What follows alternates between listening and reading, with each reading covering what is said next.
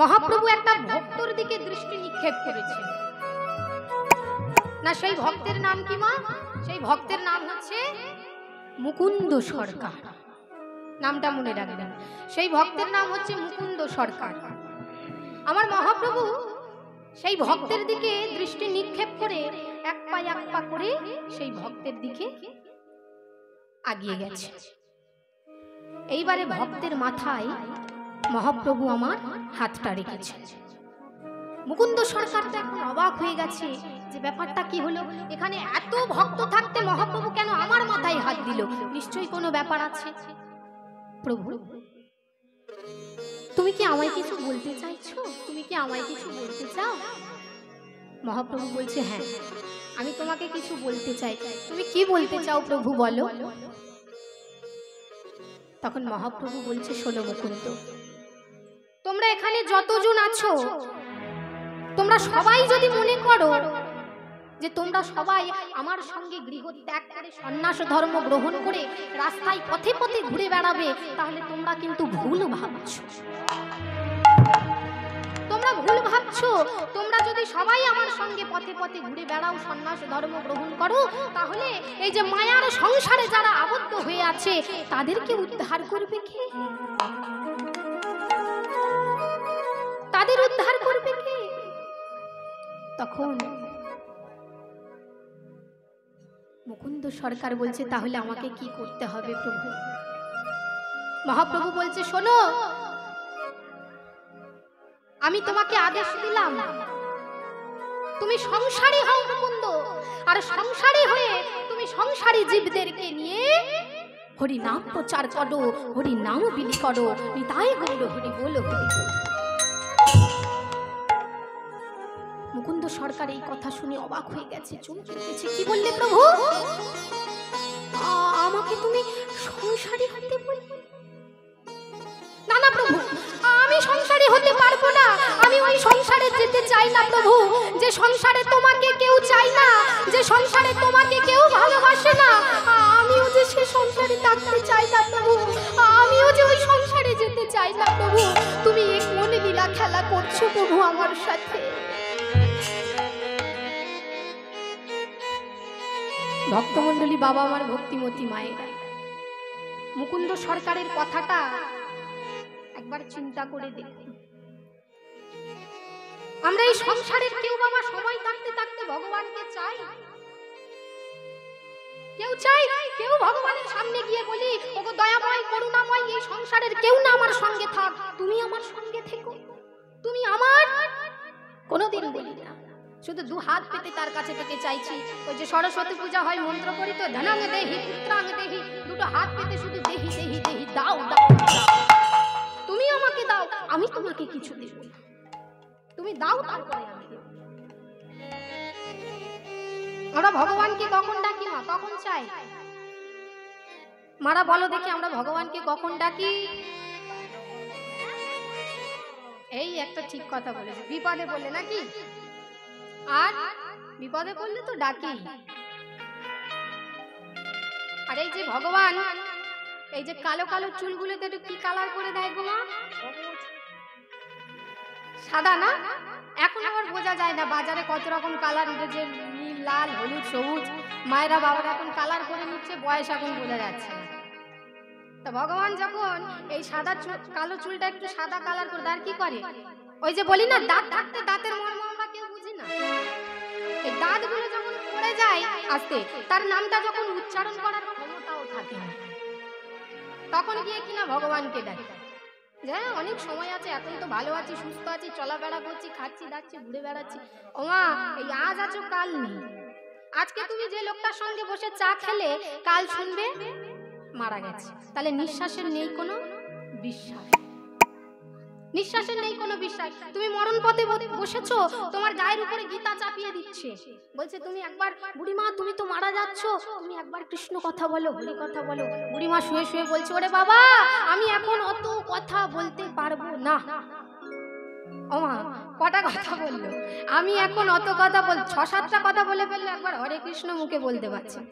ও মা, ওই তুমি মরণ পথে বসেছো, তোমার গায়ের উপরে যত গীতা চাপিয়ে দিক, নামাবলী চাপিয়ে দিক, মুখে যদি তুমি উচ্চারণ কাজ হবে না, তোমার গায়ে এক লড়ি গীতা চাপালেও কিচ্ছু হবে না। তোমাকে আগে সেটা উচ্চারণ করতে হবে, বলতে হবে, কিন্তু আমরা সেটা পারি। আবার এখন হয়েছে এমন বাবা, কেউ যদি এই পথটা আশ্রয় করে, আমি হরি নাম করব, কৃষ্ণ নাম করব, গলায় তুলসীর মালা নেব, তিলক সেবা করব, ও বাবা দেখবেন আপনাকে বাধা দেওয়ার অনেক লোক আছে। ঠিক পাশের বাড়ির লোক, না হয় রাস্তা দিয়ে আপনি যাচ্ছেন, ঠিক টিটকারি মারবে, ও বাবা এইটুকু বয়সে আবার দেখো তুলসীর মালা নিয়েছে। যারা তুলসীর মালার মর্ম বোঝে না, গুরুত্ব বোঝে না, তারাই এই কথা বলবে, তারাই কিন্তু এই কথা বলবে। যেমন আমি আমার কথা বলি, এই যে কীর্তন করি, তিলক সেবা করে যখন আর কি পড়তে বা কলেজে কোথাও যাই,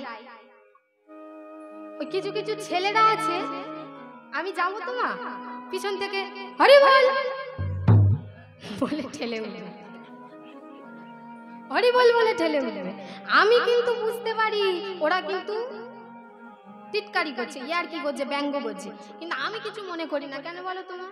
ওরা তো জীবনে মুখে হরি কথা কৃষ্ণ কথা বলবে না, তা টিটকারি করে হোক ব্যঙ্গ করে হোক, আমার জন্য তো মুখে হরি নামটা কৃষ্ণ নামটা উচ্চারণ করেছে। নিতাই গৌর হরি বল, হরি বল, হরি বল। তোমা এই যে বলেছে বলে তোমার খুব খারাপ লাগলো, তুমি বাড়ি এসে তুলসীর মালাটা খুলে দিলে, রাস্তায় লোকে কত কি বলছে, খুলে দিলে, খুলে দিলে, তাহলে পাপটা কার হবে?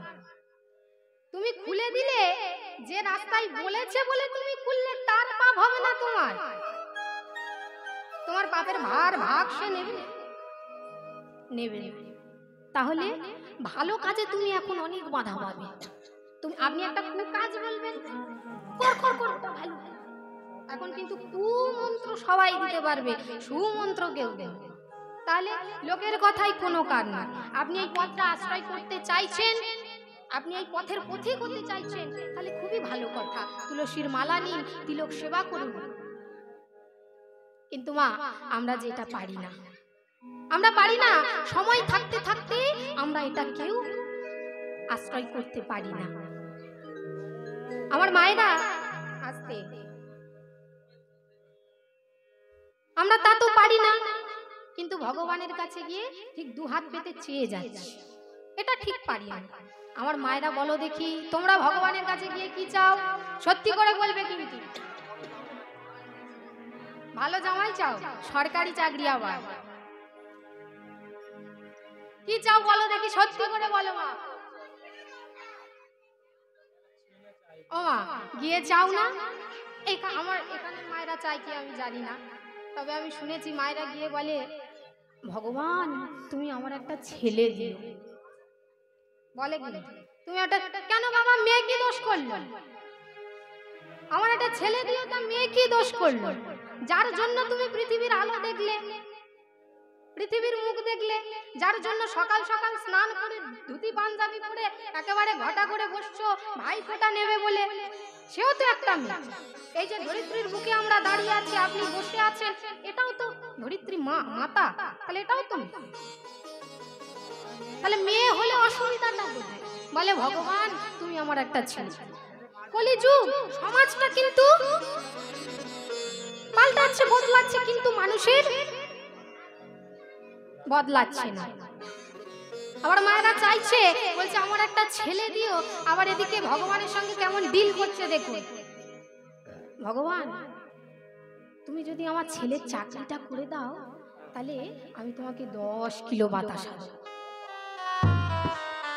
বলো কি না বলো তো? তাহলে ভগবানের সঙ্গে কেমন বিজনেস হচ্ছে দেখুন, ডিল হচ্ছে। তুমি যদি দাও তবে আমি দেব, তা না হলে দেবো না। তুমি যদি আমার ছেলের চাকরিটা করে দাও, তবে আমি তোমাকে 10 কিলো বাতাসাটা দেবো, এমনি তোমাকে দেবো না। অত সস্তা, হ্যাঁ অত সস্তা না যে তোমাকে এমনি এমনি কিছু দেবো। এসব তো ছেলে মেয়েদের দোষ দেওয়াও আবার বাবা খুব ভুল হবে, কারণ ছোট থেকে আপনি সন্তানকে যেমন করে মানুষ করবেন, সে কিন্তু ঠিক তেমন হবে। যেমন ধরুন একটা কাদার ডালা, সেটা যখন নরম আছে, আপনি সেটাকে যেমন করে পাকাবেন বাঁকাবেন তেমন বাঁকবে, কিন্তু ওটা যদি শক্ত হয়ে যায় বাঁকবে বাবা, হ্যাঁ কি না? বাঁকবে? বাঁকবে না। তাহলে সেই সন্তানকে ছোট থেকে তুমি যেমন করে মানুষ করবে সে তেমন মানুষ হবে। তাকে যদি তুমি হঠাৎ করে ছোট থেকে শিক্ষা দিলে না, মানুষ করলে না, হঠাৎ করে তার 18 বছর বয়স 19 বছর বয়স গিয়ে বলছে এই তুই তুলসীর মালা পর, তুই তিলক সেবা কর, তাহলে তার লজ্জা করবে না? তার তো লজ্জা করবে। তাহলে তুমি যদি তাকে ছোট থেকে ওই তুলসীর মালাটা দিতে, তিলক সেবাটা করাতে, তার কি ওই লজ্জাটা হতো? হতো না। তাহলে সন্তানকে সেইভাবে বাবা মাকে মানুষ করতে হবে। ঠিক আমার আমার মেজ দিদির ছেলে, তার হচ্ছে এই 11 মাস বয়স, সে এত ছোট, তাকে আমরা বাড়ির কেউ যদি হরে কৃষ্ণ রাধে রাধে বলি, সে ওইটুকু বয়স সে দুটো হাত তুলে দাঁড়িয়ে বসে থাকবে, সে দুটো হাত তুলে বসে থাকবে। সে আবার যে সব গান শুনলে খাবে না, তাকে ওই অচ্যুতম কেশবম কৃষ্ণ দামোদরম কনে কহতে হে ভগবান খাতে নেই মেরে সবরি কে জैसे खिलाते नहीं, ওই গান করতে হবে। তাহলে দেখুন অত ছোট হয়ে ও গানের মধ্যে পার্থক্যটা বুঝছে যে কোন গান গাইছে আমার মা। তাহলে এই যে ছোট থেকে তাকে যেমন করে আমরা মানুষ করব, সে তো বড় হয়ে তেমন হবে। তাই ভক্তমণ্ডলী, বাবা আমার ভক্তিমতী মায়েরা, আমরা সন্তানকে এমন ভাবে মানুষ করব সে যেন বড় হয়ে একটা ভালো ভক্ত হতে পারে, তার অন্তরে যেন কৃষ্ণ প্রেম হয়, কৃষ্ণ ভক্তি হয়। নিতাই গৌর প্রেমানন্দে হরি বল, হরি বল, হরি বল। আবার আমরা অনেকে বলি মা যে হরিনামটা আমরা কেন গাই, কেন করব, হরিনাম করে লাভটা কি? হরিনাম করে কি কোনো লাভ পাবো? ও মা এদিকে হরিনাম করে কি লাভ হবে? দেখি মায়েরা কি বলে। ও মা হরিনাম করে কি লাভ হবে গো? কোনো লাভ কি পাবো? কি লাভ পাবো বলো? আনন্দ পাবে। আচ্ছা, আনন্দ পাবে মায়েরা বলেছে। আর কি? হরিনাম করে, হরিনাম করে কিন্তু আপনার ব্যাংকে টাকাটা ডবল হবে না। হবে? হবে না। আপনি উকিল, ব্যারিস্টার, ইঞ্জিনিয়ার কিছু হবে না। বলছে হরিনাম করে যদি তুমি কিছু হও, তাহলে সেটা হচ্ছে তুমি একজন ভালো মানুষের মতো মানুষ হতে পারবে। মানুষ তো বাবা আমরা সবাই, সবাই হাত আছে, চোখ, কান, পা সবাই আছে, আমরা মানুষ সবাই, কিন্তু মানুষের মতো মানুষ আমরা কজন, তাই কিনা বাবা? মানুষের মতো মানুষ আমরা কজন।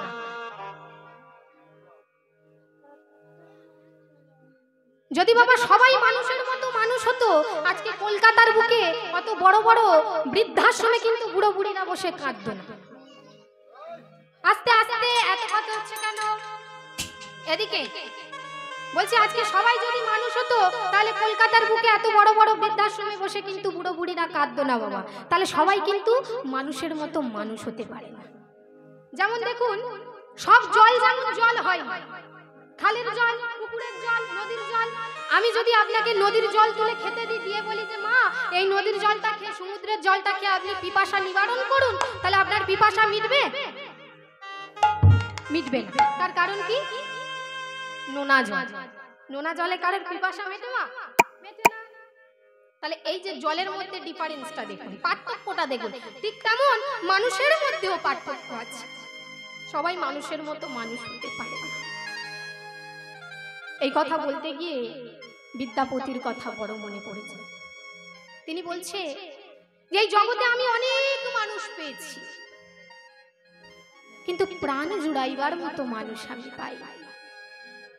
জীবনে চলার পথে আমি অনেক মানুষ পেয়েছি, কিন্তু আমি যে প্রাণ জুড়াবো তেমন মানুষ আমি পাই। ও মা, এই সংসারে আমরা কিন্তু সবাই মৌমাছির মতো না? কেমন? ওই যে দেখবেন না, মৌমাছি সারা বছর কিন্তু ওই ফুলে ফুলে ঘুরে রস নিয়ে ওই মধু চাকে কিন্তু মধু সংগ্রহ করে, তাই তো? করে তো, মধু সংগ্রহ করে। কিন্তু ওই মৌ কি মৌমাছি পাই মা? পাই না। শিকারী এসে ওই মৌচাক কেটে নিয়ে কিন্তু চলে যায়। বলছে আমরাও এদিকে, আমরাও সংসারে ঠিক এমন মৌমাছির মতো সারা জীবন সংসারের জন্য করে যাচ্ছি, সংসারের জন্য কেটে যাচ্ছি, সন্তানের জন্য করছি, সবার জন্য করছি, কিন্তু দিন শেষে তোমাকে শুনতে হবে যে তুমি আমার জন্য কি করেছো, তুমি আমার জন্য কি করলে। এ কথা কিন্তু শুনতে হবে। তুমি সবার জন্য খেটে চলেছো, সবার জন্য করছো, কিন্তু নিজে কি পেলে? তাই গোষ্ঠ গোপাল দাসের একটা বাবা খুব সুন্দর গান আছে না, আমি এমন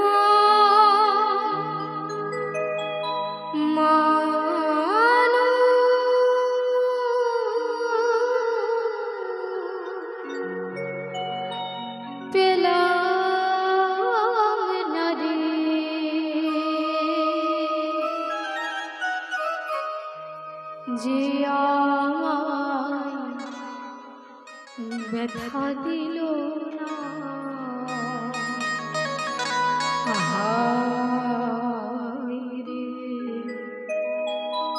যে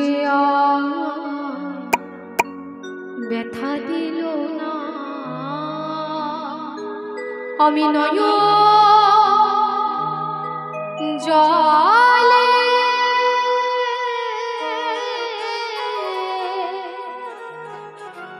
বুক ভাসালো। ওই যে মা, একটু আগে আমি একটা প্রসঙ্গ তুলেছিলাম যে আমরা বাবা মা কত কষ্ট করে একটা সন্তানকে মানুষ করি, নিজে না খেয়ে সন্তানকে মানুষ করি। বাবা মারা গেছে, লোকের বাড়ি মা কাজ করে খেটে টাকা ইনকাম করে রোজগার করে সন্তানকে মানুষ করছে। সন্তান বিলেতে যাচ্ছে, ছেলে বিলেত ফেরত ডাক্তার হচ্ছে, কলকাতার বুকে একটা ভালো ফ্ল্যাট কিনছে, সেই ফ্ল্যাটে কুকুর রাখার জায়গা হয়ে যাচ্ছে, কিন্তু মা রাখার জায়গা হচ্ছে। ও মা, আজকে সেই মা বৃদ্ধাশ্রমে বসে ছেলেকে চিঠি লিখছে আর বলছে, খোকা, এই খোকা, আজকে তো তোর জন্মদিন রে খোকা। চোখে জল তবু মুখে মিষ্টি হাসি দিয়ে লিখছে, এ খোকা, আজকে তো তোর জন্মদিন, তুই যে পরমান্ন খেতে কত ভালোবাসিস খোকা, তুই যে পরমান্ন কত খেতে ভালোবাসিস। এই খোকা, তুই যে মাসে মাসে টাকাটা আমাকে পাঠাতিস না, তুই যে মাসে মাসে টাকাটা আমাকে পাঠাতিস না খোকা, ওই টাকাটা জমিয়ে রেখে আমি তোর জন্য পরমান্ন রন্ধন করেছি খোকা। তাহলে খোকা, আজকে তোর ওই ফ্ল্যাটে নিশ্চয়ই কত মানুষজন আসবে, কত বড় অনুষ্ঠান হবে, তাই না রে খোকা? তাহলে খোকা, তোর ওই ফ্ল্যাটে সবার জায়গা হয়ে গেল রে খোকা, তোর ওই ফ্ল্যাটে সবার জায়গা হলো, কিন্তু তোর এই পুরো মাটার থাকার একটা জায়গা হলো না রে খোকা, তোর এই পুরো মাটার থাকার একটা জায়গা হলো না। তাহলে দেখুন, কারোর জন্য আমরা করছি, আপনি যার জন্য করছেন, নিজে না খেয়ে যে সন্তানের গায়ে একটাও আঁচড় লাগতে দিলেন না, তাকে মানুষ করলেন, মানুষের মতো মানুষ করলেন, সে আপনার চোখে জল মোছাতে এলো না। তাই বলছে, কাঁদতে যদি হয় তাহলে তার চরণ যুগল দুটি জড়িয়ে ধরে কাঁদো, আর তার চরণ যুগল দুটি জড়িয়ে ধরে বলো, কৃষ্ণ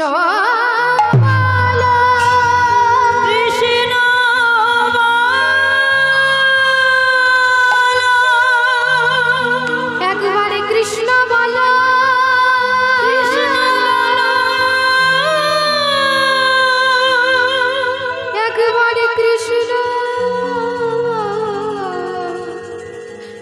কৃষ্ণ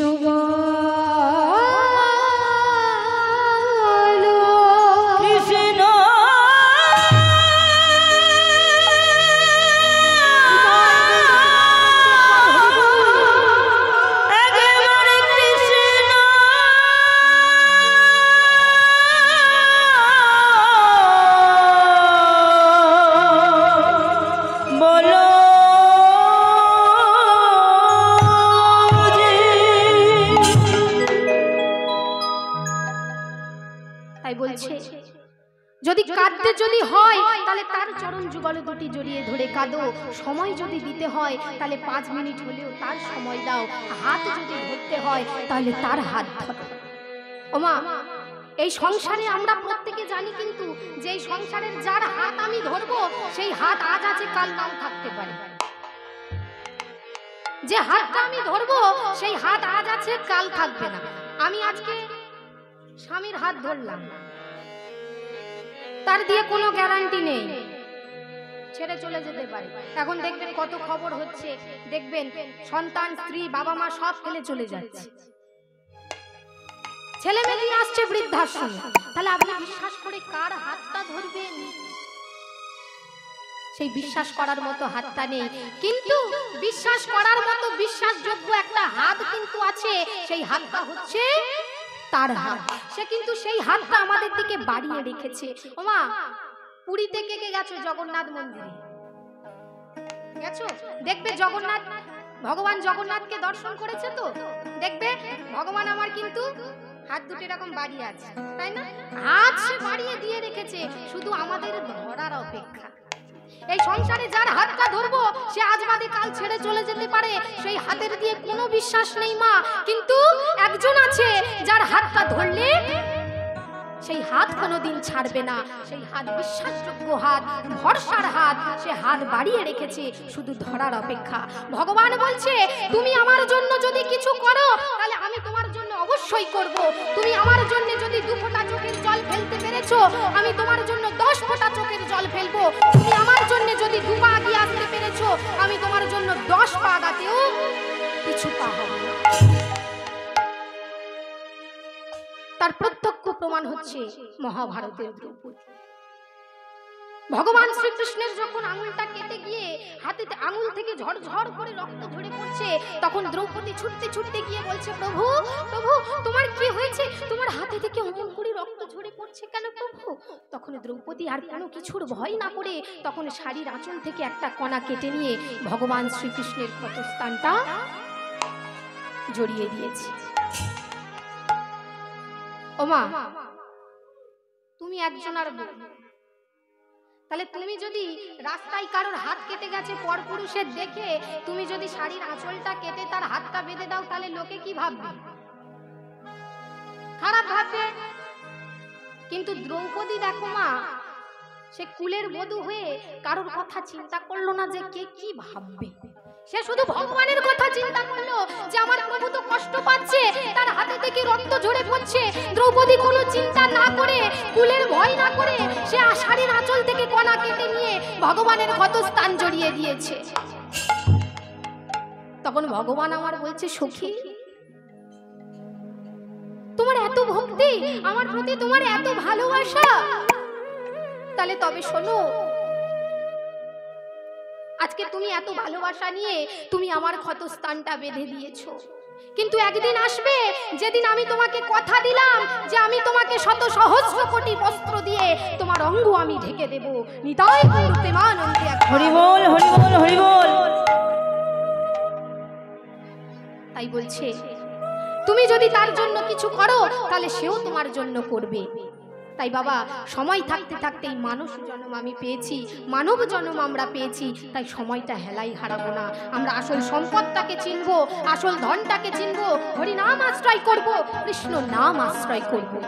তাই আজকে মহাপ্রভু যখন মুকুন্দ সরকারকে বলছে, মুকুন্দ তুমি সংসারী হও, তখন মুকুন্দ বলছে, না প্রভু, যে সংসারে তোমাকে কেউ ভালোবাসে না, যে সংসারে তোমাকে কেউ চাই না, আমি সে সংসারে যেতে চাই না প্রভু, ও সংসারে আমি যেতে চাই না। তখন মহাপ্রভু বলছে, মুকুন্দ তুমি অত ভয় পাচ্ছ কেন? তোমাকে কে বলেছে যে তুমি সংসারে গিয়ে কিছু করতে পারবে না? ওই সংসারে গিয়ে তুমি কিছু করতে পারবে না, তোমাকে কে বলেছে? শোনো,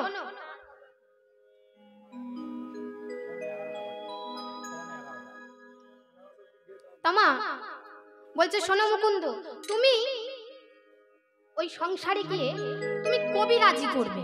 তোমার বাবা একজন বড় চিকিৎসক ছিলেন, কবিরাজ ছিলেন, আর তার ছেলে হয়ে তুমি এত ভয় পাচ্ছ। বলছে, প্রভু আমার বাবা তো অনেক রোগের ওষুধ জানতো, কিন্তু আমি তো কিছু জানি না, আমি কেমন করে চিকিৎসা করব? বলছে, আরে আমি তো আছি, তুমি কেন চিন্তা করছো? শোনো, আমি তোমাকে দুটো ঔষধ বলে দেবো, একটা ঔষধে বাইরের রোগ ভালো হবে আর একটা ভিতরের রোগ ভালো হবে। এই বলে মহাপ্রভুর আশীর্বাদ নিয়ে আজকে মুকুন্দ সরকার কি করেছে, সেই শ্রীখণ্ডে গ্রামের বাড়িতে তিনি ফিরে গেছেন। কিন্তু মা, এদিকে মহাপ্রভু বলেছেন যে তোমাকে সংসারী হতে হবে। তখন মনে মনে মুকুন্দ সরকার চিন্তা করছে যে মহাপ্রভু তো আমাকে সংসারী হতে বলেছিল, কিন্তু কে হবে আমার ঘরণী, আমি কাকে বিবাহ করব, কে আমার ঘরে আসবে? কিন্তু ওই যে মা, ভগবানের একটা আশীর্বাদ থাকে না, প্রভুর যে আশীর্বাদ ছিল, দেখতে দেখতে একটা অপূর্ব সুন্দর রমণীর সঙ্গে মহাপ্রভু আশীর্বাদে সেই মুকুন্দ সরকারের সঙ্গে বিবাহ হয়েছে। তার নাম হচ্ছে সত্যভামিনী। সেই সত্যভামিনীর সঙ্গে মুকুন্দ সরকারের বিবাহ হয়েছে। তো এইভাবে মা তার দিন চলতে লাগলো। মুকুন্দ সরকার সেই গৃহের মধ্যে আজকে গোপীনাথের মূর্তি স্থাপন করেছেন। গোপীনাথের মূর্তি নিত্য নিত্য পূজা করেন। তো আজকে প্রত্যেক দিনের ন্যায় আজকে মুকুন্দ সরকারও গোপীনাথকে সুন্দর করে সাজিয়ে গোপীনাথের আরতি সংকীর্তন করছে, পূজা করছে। নিতাই গৌর হরি বল, সবাই উলুধ্বনি করবেন মায়েরা। গিরি ধারি গোপাল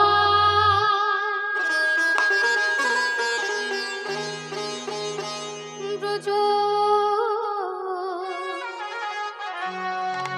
গোপদুলা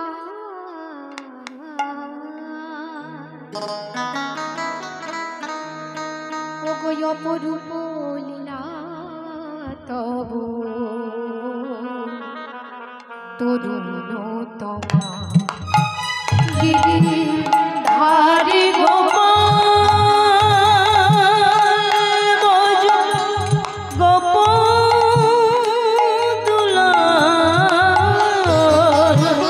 অপরূপ লীলা তব তরুণতমা গিরি ধারি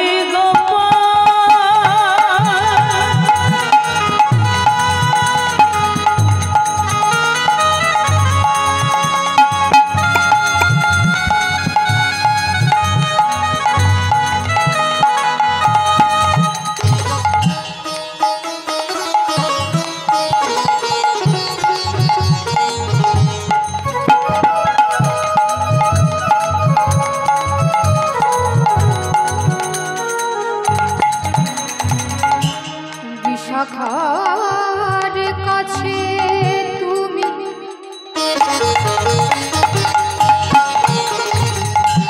চির নিরূপম শ্রীরাধার হৃদয়ে তুমি প্রেমের কৃপা।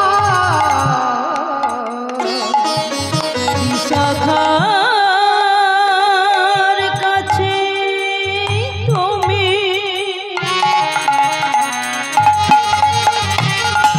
চির নিরূপম শ্রীরাধার হৃদয়ে প্রেমের সিদ্ধান্ত। বিশাখার কাছে তুমি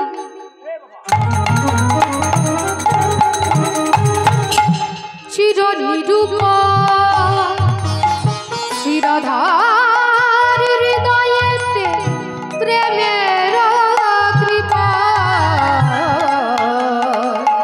বিশাখার কাছে তুমি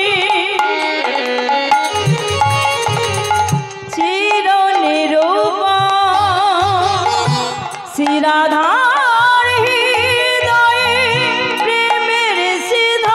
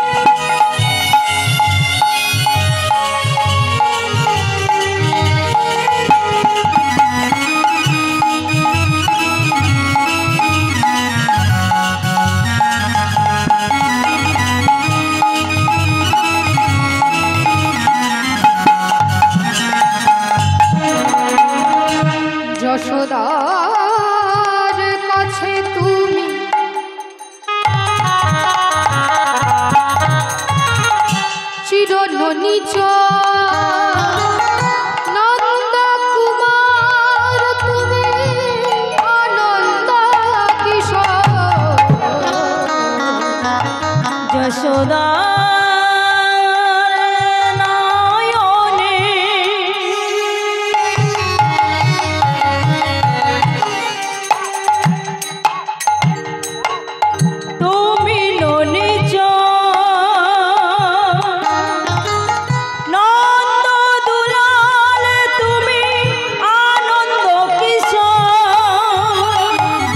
যশোদার কাছে তুমি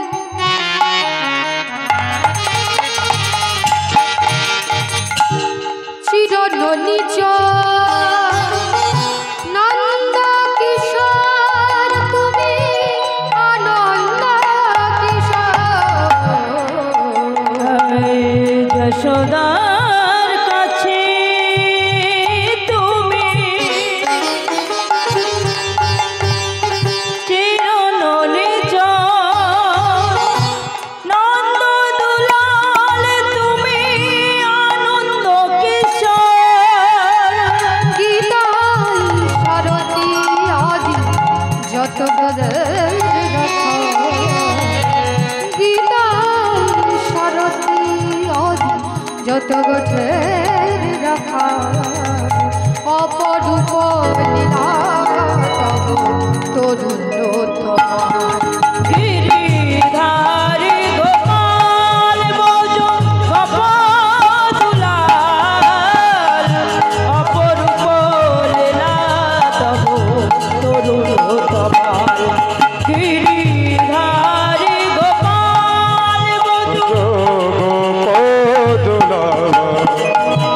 অপরূপ লীলা তব তরুণোত্তম শেষ হয়ে গেলে আপনারা কেউ যাবেন না, এখানে বাবুরা প্রসাদের আয়োজন করেছেন, সবাই সেবা করে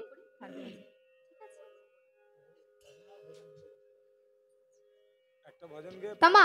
আজকে মুকুন্দ সরকার সেই গৃহের মধ্যে গোপীনাথের পূজা সেবা করছে। মুকুন্দ সরকার এদিকে চিকিৎসা করে, কিন্তু ওই যে কথাই আছে না যে ঘরামির ঘর ছাদা, লোকের ঘর সেরে বেড়াচ্ছে, ভালো করে বেড়াচ্ছে, এদিকে নিজের ঘরে থেকে জল পড়ছে। এই যে ব্যাপারটা, মুকুন্দ সরকার লোকের চিকিৎসা করে বেড়াচ্ছে, লোকের রোগ ভালো করে বেড়াচ্ছে, কিন্তু এদিকে নিজের স্ত্রীর যে রোগ হয়েছে সেটা ধরতে পারছে। তখন মনে মনে চিন্তা করছে যে আমার তো আর কোনো উপায় নেই, এবারে একমাত্র উপায় হচ্ছে মহাপ্রভু, আমার প্রভুর কাছে যেতে হবে, প্রভু আমার উপায় বলে দেবেন। এই বলে মুকুন্দ সরকার কি করেছে, মহাপ্রভুর কাছে ছুটতে ছুটতে চলেছে। প্রভু প্রভু,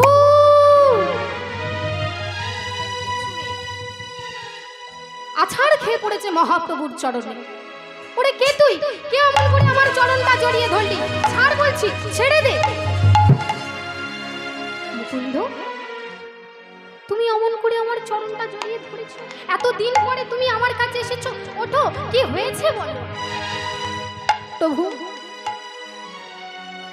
আমি যে লোকের রোগ ভালো করে বেড়াচ্ছি, কিন্তু আমার স্ত্রীর কি রোগ হয়েছে প্রভু আমি নিজে বুঝতে পারছি না, তুমি আমাকে উপায় বলে দাও প্রভু। তখন মহাপ্রভু কি করেছে, বলছে শোনো, তুমি চিন্তা করো না, আমি এই যে আমার চর্বিত তাম্বুলটা দিচ্ছি, অর্থাৎ চেবানো পান, মহাপ্রভু বলছে আমি আমার এই চেবানো চর্বিত তাম্বুলটা দিচ্ছি, এটা নিয়ে তুমি তোমার স্ত্রীকে দেবে, সেবা করতে বলবে, এটা সেবা করলেই তোমার স্ত্রীর রোগ ভালো হয়ে যাবে। তাই বলে মহাপ্রভুর দেওয়া সেই চর্বিত তাম্বুল নিয়ে আজকে মুকুন্দ সরকার গৃহে এসে সত্যভামিনীকে সেই পানটা দিয়েছে। আর মহাপ্রভুর দেয়া সেই চর্বিত তাম্বুলটা সেবা করে সত্যভামিনীর রোগ ভালো হয়ে গেছে। আর মা একটা ভালো লক্ষণও প্রকাশ পেয়েছে। না কি লক্ষণ? সত্যভামিনী গর্ভবতী হয়েছে। সত্যভামিনী গর্ভবতী হয়েছেন। এইভাবে সত্যভামিনীর গর্ভ বাড়তে লাগলো, ধীরে ধীরে তার গর্ভ বাড়তে লাগলো। আর মাঘ মাসে সরস্বতী পূজার দিন সত্যভামিনীর কোল আলো করে একটা ফুটফুটে পুত্র সন্তানের জন্ম হয়েছে। সে কিন্তু কোনো সাধারণ মানুষ নয়, সে কিন্তু দেবতা একজন। যে দেবতা আমরা কোনো মূর্তি বা ক্যালেন্ডারে দেখতে পাই না, সে দেবতা নাম হচ্ছে কাম দেবতা, মদন দেবতা। অর্থাৎ ব্রহ্মার মনন অর্থাৎ চিন্তা থেকে যার সৃষ্টি, সেই কাম দেবতা মদন দেবতা আজকে সত্যভামিনীর গর্ভ আলো করে কোল আলো করে জন্মগ্রহণ করেছে।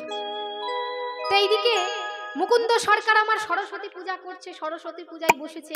আর একজন ছুটতে ছুটতে গিয়ে বলছে, কবিরাজ ঠাকুর, কবিরাজ ঠাকুর, আপনি এখানে পূজা করতে বসেছেন, শিগগিরই চলুন, আপনি দেখতে চলুন, আপনার একটা ফুটফুটে পুত্র সন্তান হয়েছে।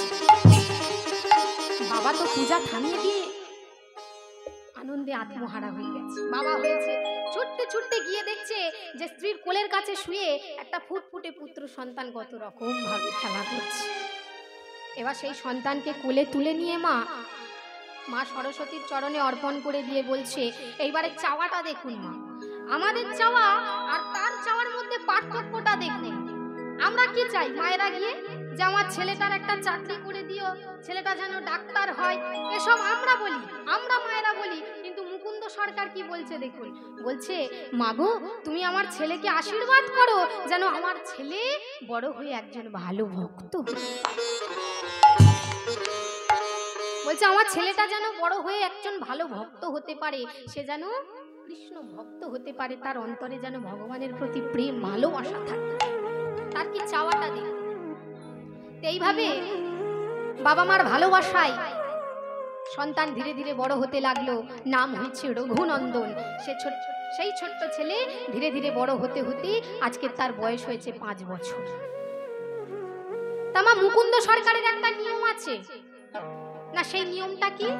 তিনি প্রত্যেকদিন ভোরের বেলা উঠবেন, ভোরের বেলা উঠে প্রথমে ভাগবত পাঠ করবেন, তারপরে গোপীনাথের সেবা পূজা করবেন, পরে বাদ বাকি কাজ। তামা প্রত্যেক দিনের নাই আজকে মুকুন্দ সরকার কি করেছে, ভাগবত পাঠ শেষ করে গোপীনাথের সেবা পূজা করছে, গোপীনাথকে সুন্দর করে সাজাচ্ছে। আর সেই রঘুনন্দন মা কি করেছে, সেই ছোট্ট ছেলে ঘুম থেকে তাড়াতাড়ি করে উঠে বাবার কাছে এসে বলছে, ও বাবা, বাবা তুমি গোপীনাথকে সাজাচ্ছ, ও বাবা তুমি আজকে আমাকেও শিখিয়ে দাও না গোপীনাথকে কিভাবে পূজা দিতে হয়, গোপীনাথকে কিভাবে সাজাতে হয়, আমিও গোপীনাথকে সাজাবো, আমিও গোপীনাথের পূজা দেব। মুকুন্দ সরকার বলছে, বাবা তুই তো এখন বড্ড ছোট, তুই এসব কাজ পারবি না, তুই একটু বড় হ, তারপরে আমি নিজের হাতে করে তোকে গোপীনাথের পূজা দেওয়া, গোপীনাথকে সাজানো আমি তোকে শিখিয়ে দেব, যা তুই এখন খেলতে চলে যা। তখন ছোট্ট ছেলে বলছে, রঘুনন্দন বলছে, বেশ তাহলে এক কাজ করি, আমি তাহলে খেলতে যাই। এই বলে সেই ছোট্ট ছেলে কি করেছে, ছুটতে ছুটতে ছুটতে ছুটতে মাঠে আজকে সঙ্গী সাথীদের নিয়ে গেছে না খেলা করবে বলে। বলছে, এই ভাই আমার কাছে আয় তোরা, শোন আজকে আমরা আর কেউ ছুটাছুটি করে খেলা খেলবো না, আমরা এখানে বসে খেলা খেলবো। আর কি খেলা খেলবো জানিস, আমরা আজকে হরি নামের খেলা খেলবো, কৃষ্ণ নামের খেলা খেলবো। নিতাই গৌর হরি বল, হরি হরি বল, হরি বল। এসো ভাই না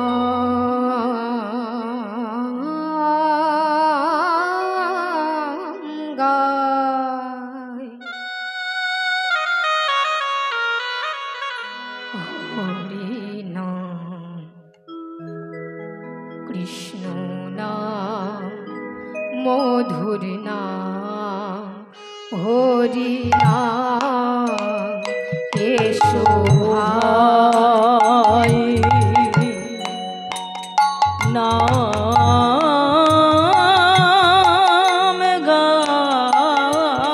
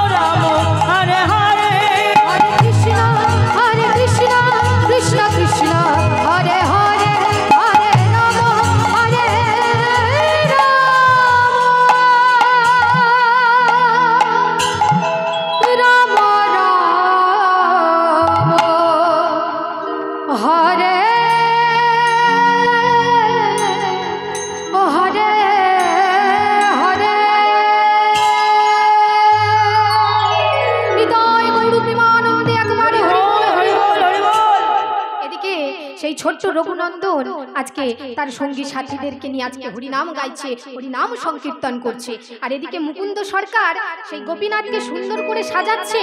আর হঠাৎ করে কি হয়েছে মা, একটা ছোট্ট ছেলে ছুটতে ছুটতে আসছে, কবিরাজ ঠাকুর, কবিরাজ ঠাকুর, ছুটতে ছুটতে এসে মুকুন্দ সরকারের চরণে লুটিয়ে পড়ে মুকুন্দ সরকারের চরণ যুগল দুটি জড়িয়ে ধরেছে। জড়িয়ে ধরে বলছে, কবিরাজ ঠাকুর আপনি শিগগিরই আমার সঙ্গে চলুন। আরে আরে কে তুই, অমন করে আমার চরণ দুটো জড়িয়ে ধরে আছিস? ছাড় বলছি, ছেড়ে দে। কে তুই? ও কবিরাজ ঠাকুর, আপনি আমার সঙ্গে চলুন। কবিরাজ ঠাকুর, আপনি যে না গেলে আমি আমার বাবাকে হারিয়ে ফেলবো। কবিরাজ ঠাকুর, আমার বাবার যে বড় অসুখ করেছে, তো আপনি আমার সঙ্গে চলুন কবিরাজ ঠাকুর। ওরে ওরে, আমি এখন কিভাবে তোর সঙ্গে যাব? আমি যে গোপীনাথের সেবা পূজা করছি, আমার গোপীনাথের সাজ যে এখনো অসম্পূর্ণ রয়েছে, আমি কেমন করে তোর সাথে যাব? কবিরাজ ঠাকুর, আপনি গোপীনাথের সেবা পূজা পরে করতে পারবেন, তাকে সাজাতে পরে পারবেন, কিন্তু আমার বাবা যদি মারা যায় তাহলে আমি আমার বাবাকে আর ফিরে পাবো না। এ সংসারে আমার বাবা ছাড়া যে আমার আর কেউ নেই। কবিরাজ ঠাকুর, আপনি চলুন। ছেলেটার কান্নাকাটি দেখে মুকুন্দ সরকার মনে মনে চিন্তা করছে যে ভক্তের যদি সেবা করা হয় তাহলে ভগবানের সেবা করা, কারণ ভগবান আমার বলে গেছে যে ভক্ত আমার মাতা, ভক্ত আমার পিতা, ভক্ত আমার গুরু, ভক্তই আমার নাম রেখেছে বাঞ্ছা গল্প। ভক্তের জন্য আমি, তাহলে আজকে ভক্তের যদি সেবা করা হয় তাহলে আমার ভগবানেরও সেবা করা হয়। কিন্তু আমি যে এর সঙ্গে যাব, কিন্তু আমার গোপীনাথের সাজটা এখনো অসম্পূর্ণ রয়েছে, তাহলে কাকে দিয়ে আমার গোপীনাথকে সাজানো যায়? রঘু, হ্যাঁ রঘু তো বলছিল যে আমার গোপীনাথের পূজা দেবে, সেবা করবে। বেশ, তাহলে আমি আমার ছেলেকে ডাকি, রঘুকে ডাকি, আজকে ওকে দিয়ে আমার গোপীনাথের পূজা দেওয়া। এই বলে কি করেছে মা, রঘুকে ডাকছে, রঘু রঘু। আর এদিকে মা সেই ছোট্ট ছেলে আজকে তার সঙ্গী সাথীদের সঙ্গে বসে হরি নাম সংকীর্তন গাইছে আর বলছে, হরে কৃষ্ণ হরে কৃষ্ণ কৃষ্ণ কৃষ্ণ হরে হরে, হরে রাম রাম রাম হরে হরে, হরে কৃষ্ণ কৃষ্ণ কৃষ্ণ হরে হরে, হরে রাম রাম হরে হরে।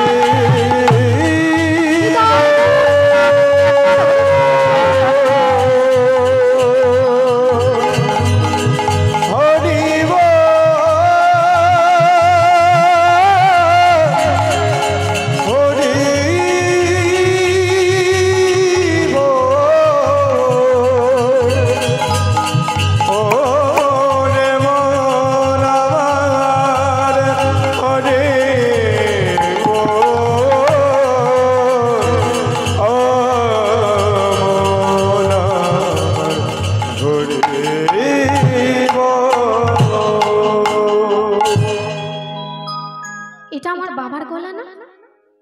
হ্যাঁ, এটা তো আমার বাবা আমাকে ডাকছে। ওরে তোরা থাম, আমার বাবা, এটা আমার বাবার গলা, আমার বাবা আমাকে ডাকছে। হ্যাঁ, নিশ্চয়ই কোনো কাজের জন্য ডাকছে। ওরে ওরে, আমার আর খেলা হবে না, তোরা এখানে খেল, আমি ছুটে গিয়ে দেখে আসি আমার বাবা আমাকে কেন ডাকছে। এই বলে সেই ছেলে ছুটতে ছুটতে চলেছে। আমি গেলাম। ছোট্ট ছেলে তো বাবা ছুটতে ছুটতে হাঁপিয়ে গেছে, গিয়ে বলছে, বাবা বাবা তুমি আমাকে ডাকছিলে, কি হয়েছে বলো? রঘু, এই দেখ, এই যে ছেলেটা এসেছে, ওর বাবার বড্ড শরীর খারাপ করেছে, খুব অসুখ। আমি ওর সঙ্গে গিয়ে ওর বাবার চিকিৎসাটা করে আসি। আর তুই এক কাজ কর না বাবা, তুই আজকে আমার গোপীনাথকে তুই সাজাবি বলছিলিস না, নে আজকে তুই আমার গোপীনাথকে সুন্দর করে সাজিয়ে পূজা দে। আমি গোপীনাথের পূজা দেব? ও মা, তুমি তো আমাকে শিখিয়েই দাওনি, তাহলে আমি কেমন করে পূজা দেব? তুমি তো কত মন্ত্র জানো, কিন্তু আমি তো কোনো মন্ত্র জানি না। কি বললি রঘু? আর একবার বল। আরে বাবা মন্তর গো মন্তর, আমি তো কোনো মন্তর জানি না। কি বললি রঘু? তুই আর একবার বল। আরে বাবা মন্তর মন্তর মন্তর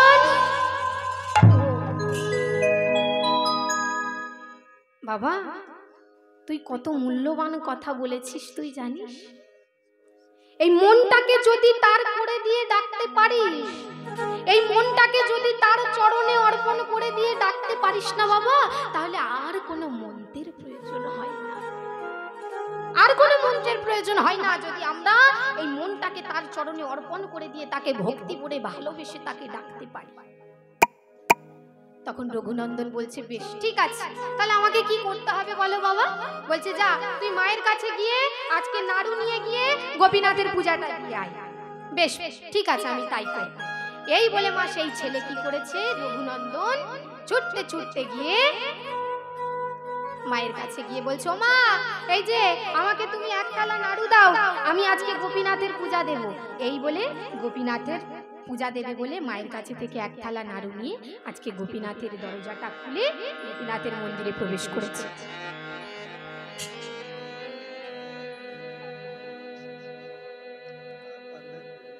আজকে গোপীনাথের দরজাটা খুলে গোপীনাথের সামনে বসেছে,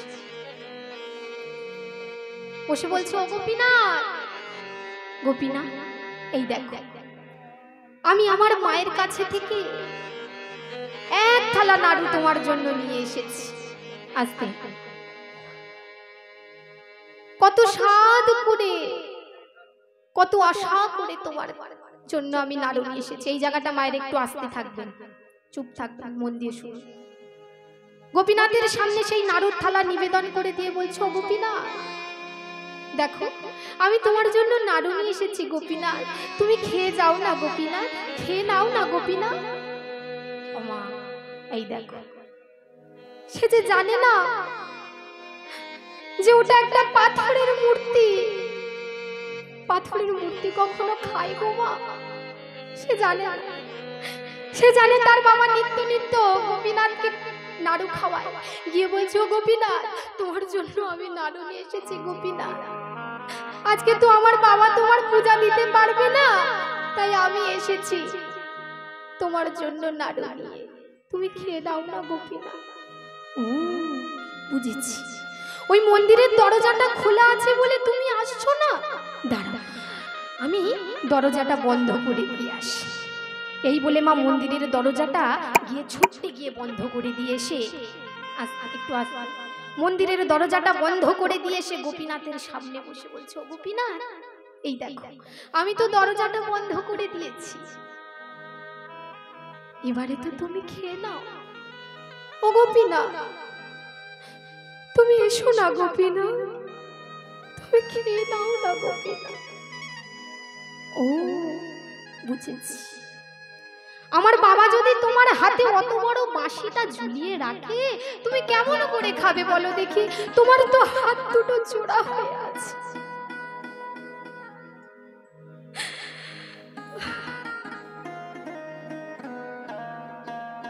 ভগবানের কষ্ট নিজে অনুভব করতে পারছে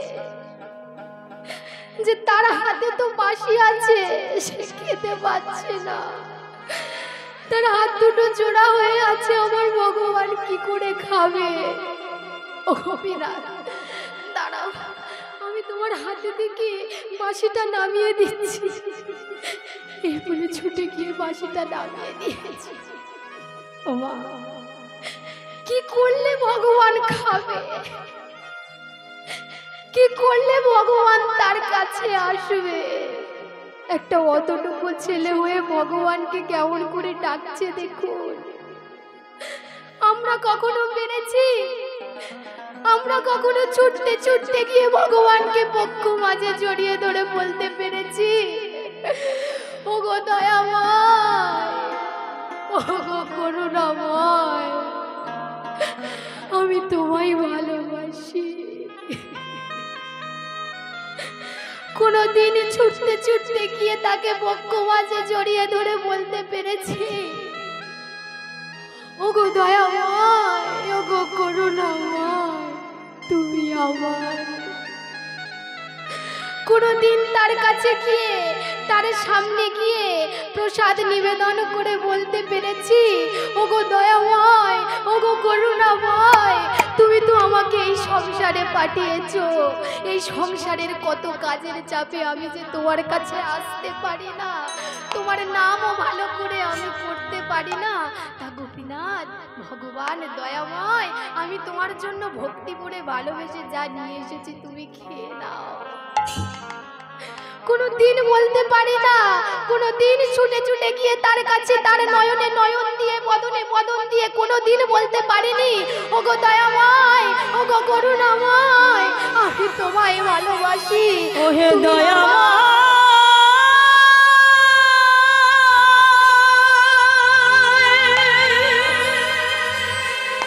একেবারে কৃপা করে করুণা করে এসে আমার ঘরে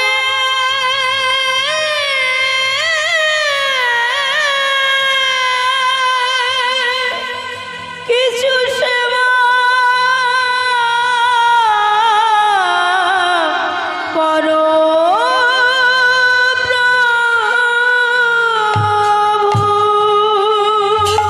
ওমা, ভগবানকে পাওয়ার জন্য আমরা কত তীর্থস্থানে ছুটে যাচ্ছি, কত জায়গায় না যাচ্ছি, কিন্তু মা একবার এই হৃদয় পানে তাকিয়ে এই মনটা তার কাছে দিয়ে ভক্তি ভরে ভালোবেসে কখনো তাকে ডেকেছি? কোনোদিন ডাকতে পারি না। আমার হিয়ার মাঝে লুকিয়েছিলে দেখতে আমি পাইনি তোমায়, দেখতে আমি পাইনি। বহির পানে চোখ মেলেছি, বহির পানে আমার হৃদয় পানে চাইনি। আমার হিয়ার মাঝে লুকিয়েছিলে দেখতে আমি পাইনি তোমায়, দেখতে আমি পাইনি। আজকে সেই ছোট্ট ছেলে যার মধ্যে নেই কোনো লোভ লালসা কামনা বাসনা আশা আকাঙ্ক্ষা, সেই 5 বছরের ছেলেটা আজকে গোপীনাথের সামনে বসে গোপীনাথকে ডাকছে, ওগো গোপীনাথ, গোপীনাথ। আমি তো তোমার হাতে থেকে বাঁশিটা নামিয়ে দিলাম গোপীনাথ, তুমি এবারে এসে খেয়ে যাও না গোপীনাথ, তুমি এবারে এসে তো খেয়ে যাও গোপীনাথ। বুঝেছি, আমার বাবা তোমাকে সাজাতে সাজাতে সাজটা অসম্পূর্ণ করে চলে গেছে, তাই তোমার অভিমান হয়েছে, তাই না? দাঁড়া, তবে আমি তো আমার বাবার মতন করে তোমাকে সাজাতে পারবো না, তবে আজকে আমি তোমাকে আমার মতন করে সুন্দর করে সাজিয়ে দেব। এই বলে সেই ছোট ছেলে আজকে গোপীনাথকে গিয়ে সুন্দর করে সাজাচ্ছে, সাজিয়ে দিয়ে বলছে, ও গোপীনাথ দেখো, আমি নিশ্চয়ই আমার বাবার মতন করে তোমাকে সাজাতে পারি, তুমি আর অভিমান করো না গোপীনাথ। দেখো আমি তো আমার মতন করে তোমাকে সাজিয়ে দিয়েছি, এবারে তো তুমি এসে খেয়ে যাও গোপীনাথ। আমি তোমাকে কতবার করে ডাকছি গোপীনাথ, গোপীনাথ, তুমি এসে খেয়ে যাও, খেয়ে নাও, তবু তুমি আমার কাছে আসছো না। তুমি একবার এসো না গোপীনাথ, একবার এসো না গোপীনাথ। গোপীনাথ তুমি আসবে না তো? তুমি আমার কথা শুনবে না তো? বেশ, আমার নাম রঘুনাথ, তবে শুনে রাখো, তুমি আজ যদি না আসো তবে আমিও তোমাকে বলে রাখলাম, আমি তোমার চরণে মাথা ঠুকে ঠুকে রক্ত দিয়ে দেব, দেখে তুমি আসো কিনা। এই বলে মা সেই ছোট্ট রঘুনন্দন কি করেছে, ছুটতে ছুটতে গিয়ে গোপীনাথের চরণে আছাড় খেয়ে পড়ে গোপীনাথের চরণে মাথা ঠুকে ঠুকে রক্ত দিয়ে দিচ্ছে। গোপীনাথ ও হে গোপী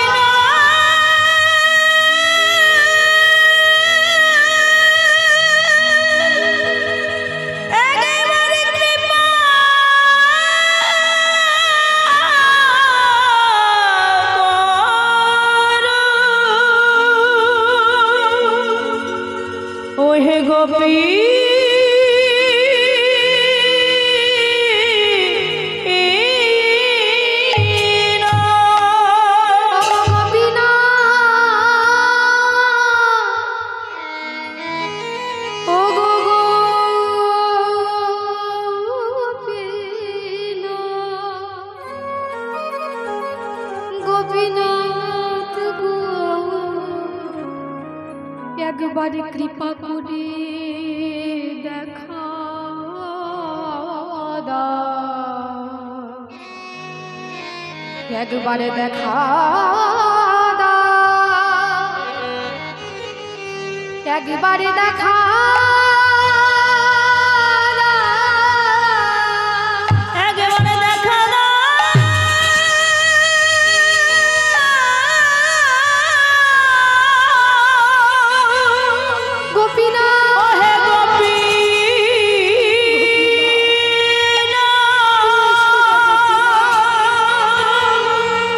কৃপা করে একবারে দেখা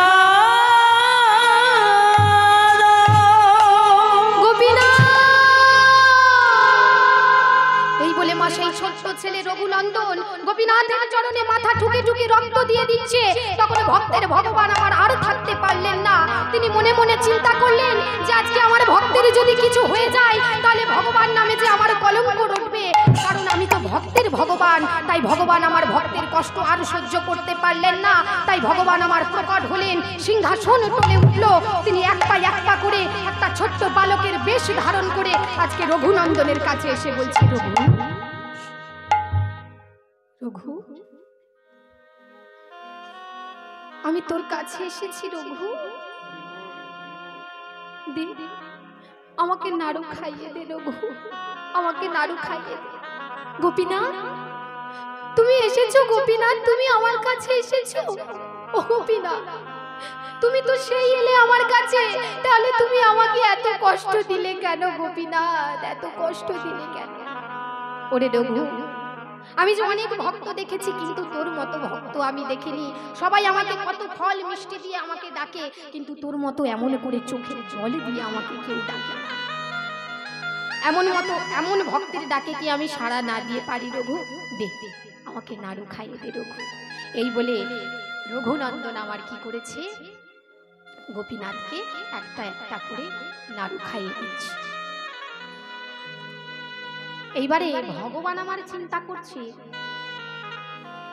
যে আমি নিজে নাড়ু খাচ্ছি ভক্তের থেকে, তাহলে ভক্তকে যদি একটা খাইয়ে না দিই তাহলে কেমন ব্যাপার না? এইবারে সব নাড়ু খেয়ে নিয়েছে, থালাতে একটা অবশিষ্ট নাড়ু ছিল। ভগবান আমার সেই নাড়ুটা নিয়ে কি করেছে, রঘুনন্দনের মুখটা চেপে ধরে বলছে, এই রঘু হা কর দেখি, ঝাপ করে হা করে নেই নাড়ুটা খেলে। না না না না গোপীনাথ আমি ওই নাড়ুটা খাবো না। আমার বাবা এক্ষুনি এসে আমার কাছে প্রসাদ চাইবে, তখন আমি আমার বাবাকে কি দেবো? তুমি ওই নাড়ুটা রেখে দাও গোপীনাথ, আমি ওই নাড়ু খাবো না। কি বললি তুই খাবি না? নে বলছি। এই বলে ভগবান আমার কি করেছে, জোর করে রঘুনন্দনের মুখটা চেপে নাড়ুটা রঘুনন্দনের মুখে ভরে দিয়েছে।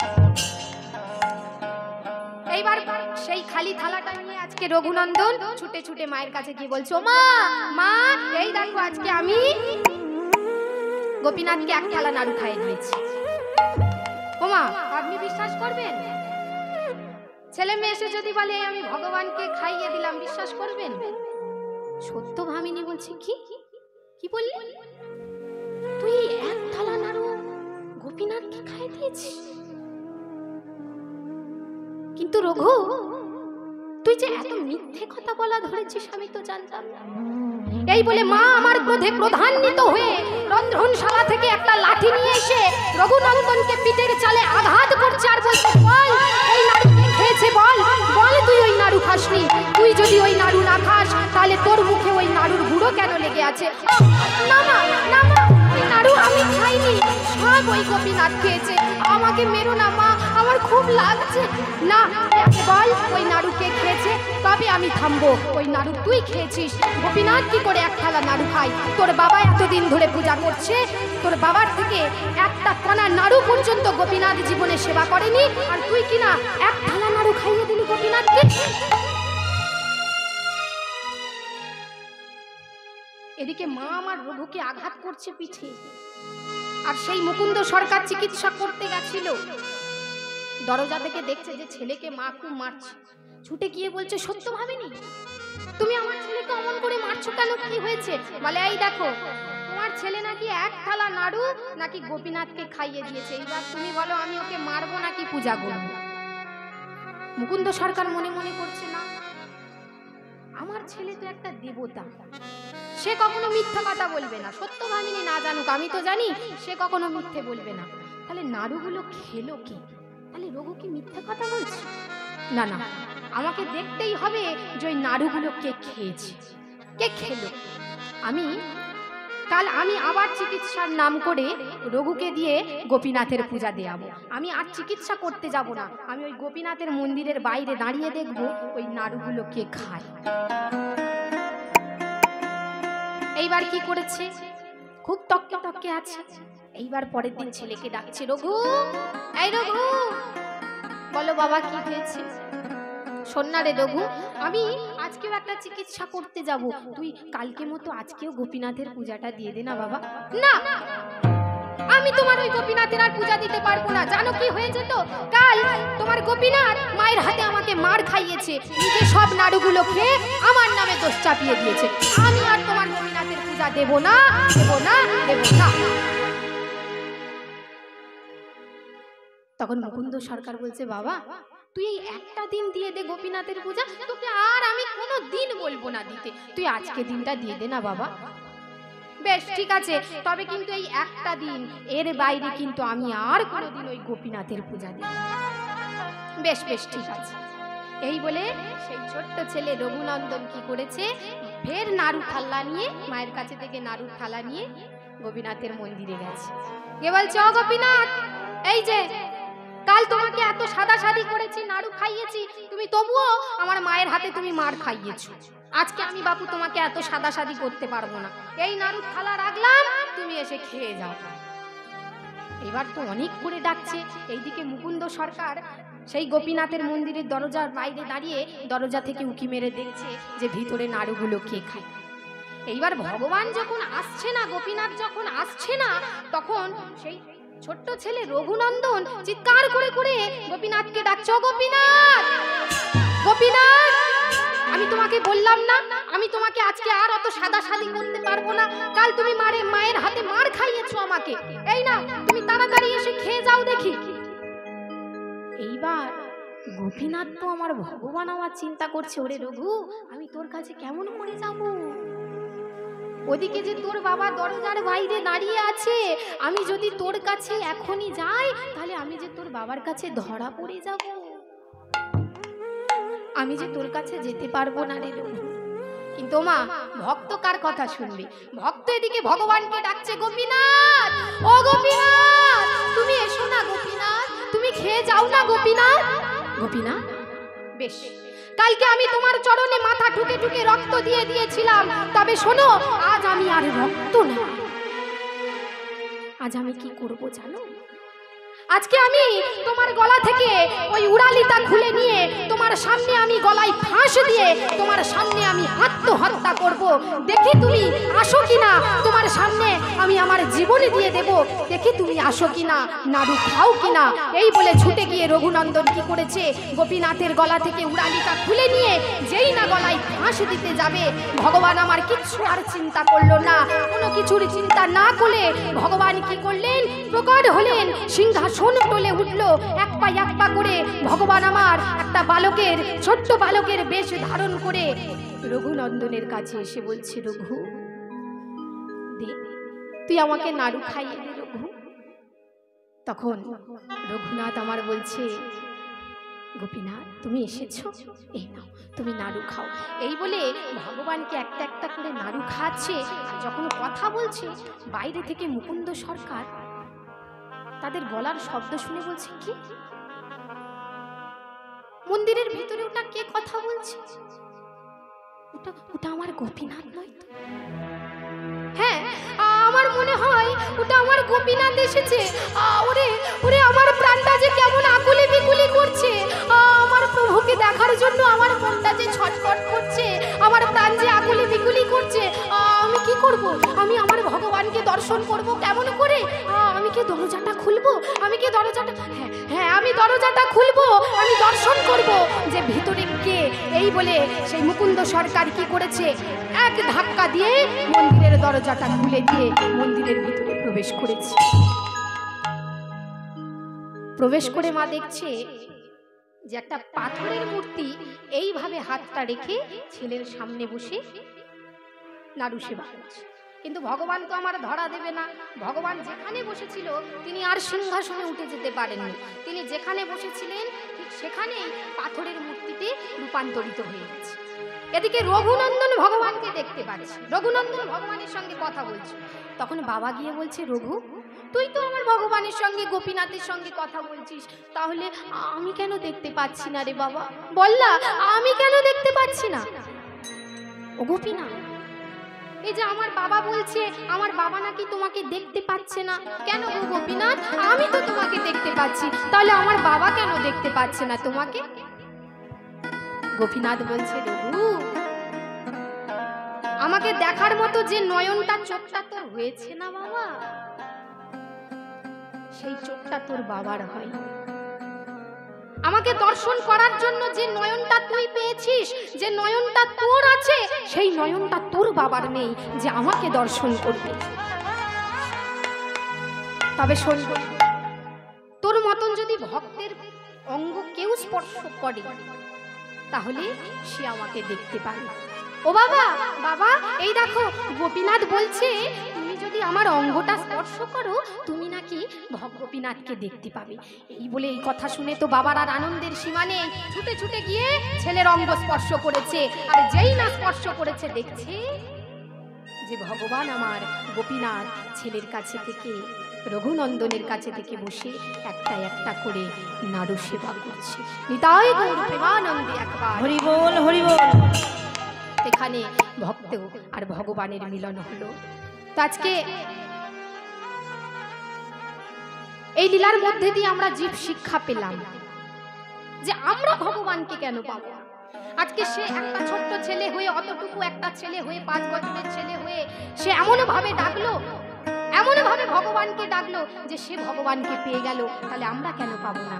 তাই ভক্তমণ্ডলী, বাবা আমার ভক্তিমতী মায়েরা, আমরাও বিশ্বাস দিয়ে ডাক্তার ডাকের মতন করে, ভালোবাসাটা ভালোবাসার মতন করে তাকে ডাকবো। আমরাও নিশ্চয়ই তার কৃপা লাভ করব, ভালোবাসা লাভ করব। নিতাই গৌর প্রেমানন্দে একবার হরি বল, হরি বল।